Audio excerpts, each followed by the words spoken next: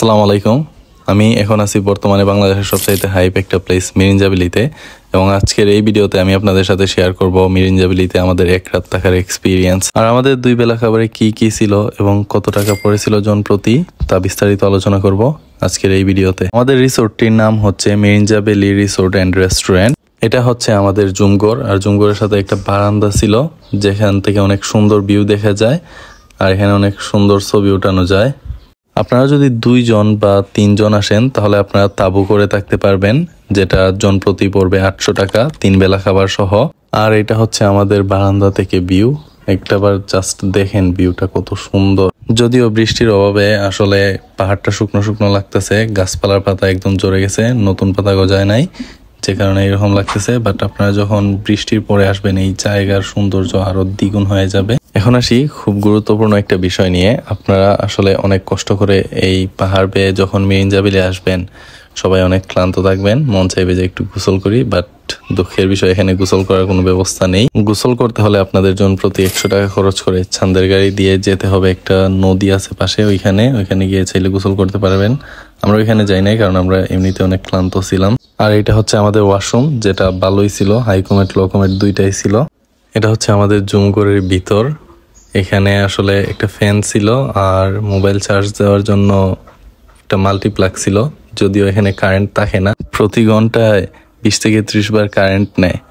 যদিও এখানে ফ্যানের প্রয়োজন হয় না, কারণ সবসময় বাতাস থাকে, যে কারণে আর কষ্ট হয় নাই। বাট মোবাইল চার্জ দিতে গেলে একটু হেসালে পড়তে হয়। আমরা রুমে একটু রেস্ট নিয়ে কিছু ছবি টবি উঠায় দেন চলে যাই দুপুরে খাবার খাওয়ার জন্য। আর দুপুরে খাওয়ার টাইম হচ্ছে 2:30টার দিকে। আর এটা হচ্ছে তাদের রেস্টুরেন্ট, যেটা জুমঘর থেকে 2-3 মিনিট দূরত্বে অবস্থিত। আমরা তাদের 2 বেলা খাবার প্যাকেজটি নিয়েছিলাম, যেটা জন প্রতি 500 টাকা করে পড়ছিল, আর 3 বেলা নিলে 700 টাকা করে জন প্রতি খরচ পড়বে। আর আমরা যতটুকু জানি তাদের সকালবেলার যেই খিচুড়িটা হয় সেটা ভালো হয় না, যেই কারণে আমরা 2 বেলাই নিয়েছিলাম। আমরা রিসিপশন থেকে খাবারের একটা টোকেন নিয়ে আসছিলাম, যেটা এখানে জমা দিয়ে বসে অপেক্ষা করছিলাম খাবারের জন্য। দেন ফাইনালি আমাদের খাবার দাবার চলে আসে। আমাদের খাবারে ছিল মুরগ, আলুর ভর্তা, ডাল আর আনলিমিটেড ভাত। যদি খাবারের মান সম্পর্কে বলি তাহলে এটা জাস্ট লাইক এভারেজ ছিল, আহামরি কিছুই না। দেন আমরা খাবার দাবার শেষ করে আমাদের রুমে গিয়ে রেস্ট নেই।